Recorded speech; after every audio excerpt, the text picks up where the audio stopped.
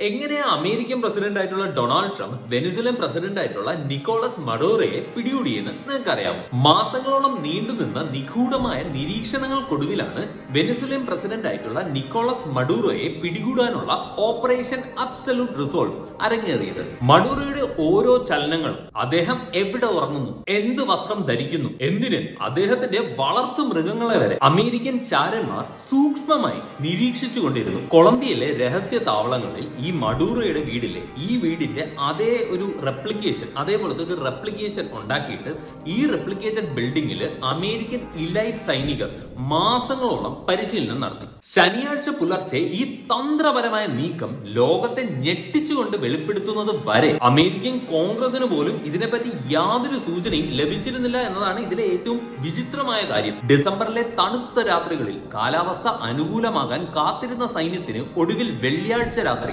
ഏകദേശം സമയം 10:46 ഡൊണാൾഡ് ട്രംപിന്റെ ഗ്രീൻ സിഗ്നൽ കിട്ടി. Good luck and God speed എന്ന ട്രംപിന്റെ വാക്കുകൾക്ക് പിന്നാലെ 150ഓളം വിമാനങ്ങളും അത്യാധുനിക യുദ്ധ കപ്പലുകളും മിന്നൽ വേഗത്തിൽ വെനസ്വേലൻ അതിർത്തി ലക്ഷ്യമാക്കി നീങ്ങി. കരാക്കസ് നഗരത്തെ നടുക്കിക്കൊണ്ട് വലിയ സ്ഫോടനങ്ങളും വിമാനങ്ങളുടെ ഇരമ്പലും കേട്ട് തുടങ്ങിയപ്പോൾ വരാനിരിക്കുന്ന വലിയ മാറ്റത്തിന്റെ തുടക്കമായിരുന്നു അത്. വെറും 2 മണിക്കൂറും 20 മിനിറ്റും മാത്രം നീണ്ടുനിന്ന ഈ ദൗത്യം ആകാശവും ഭൂമിയും കടലും ഒരേപോലെ പ്രകമ്പനം കൊള്ളിച്ചുകൊണ്ടാണ് അന്തിമ ഘട്ടത്തിലേക്ക് കടന്നത്. ഫ്ലോറിഡയിലെ മാർ എ ലാഗോ ക്ലബിലിരുന്ന് ഒരു ടെലിവിഷൻ ഷോ കാണുന്ന ലാഘവത്തോടെയാണ് ട്രംപും സംഘവും ഈ പോരാട്ടത്തിന്റെ തത്സമയ ദൃശ്യങ്ങൾ വീക്ഷിച്ചത്. അമേരിക്കൻ സൈന്യം പ്രയോഗിച്ച വേഗതയും അതിക്രമവും വിവരിക്കാനാവാത്തതാണെന്ന് ട്രംപ് പിന്നീട് മാധ്യമങ്ങളോട് പറയുന്നുണ്ട്. മഡുറോയുടെ സുരക്ഷിത താവളത്തിലേക്ക് ഇരച്ചു കയറിയ സൈന്യം അദ്ദേഹത്തെ കീഴടക്കി വിമാനത്തിൽ കയറ്റുന്നത് ലോകം അവിശ്വസനീയതയോടെയാണ് നോക്കി നിന്നത്. ബ്രസീൽ ഉൾപ്പെടെയുള്ള അയൽ രാജ്യങ്ങൾ ഈ സൈനിക നീക്കത്തെ